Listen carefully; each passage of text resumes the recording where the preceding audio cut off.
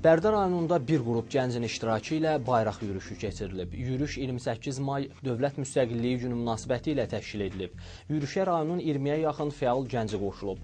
Azərbaycan bir olsun, bayrağımız ucalsın, düşmənimiz kör olsun devzi altında keçirilən yürüyüş özünün simvolik mənası ilə də seçilib.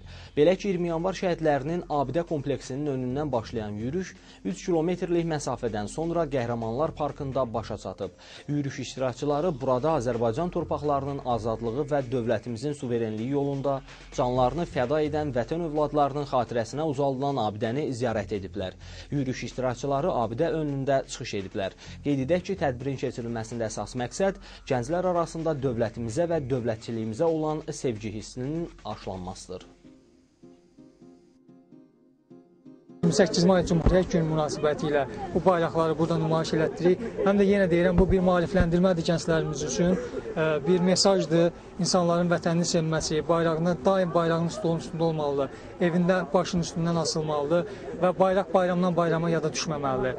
Bayraq xüsusi günlərdə yada düşməməlidir. Bayraq dövlətçiliyin rəmzidir və bu hər bir an gözümüzün qarşısında olmalıdır. Bayraqlarla bura gəlməklə insanlarda maraq doğurduq və onlar bizə yaxınlaşıb soruşanda ki, bunu nəyə görə edirsiniz, biz də onlara izah elədik Respublika gününün önəmini. Arzu edirəm ki, belə tarixdə qalası olan, yəni qalacaq şərəfli tariximizdə olan günləri biz bütün Qarabağda deyim, hətta bütün bütöv Azərbaycanımızda keçirdək.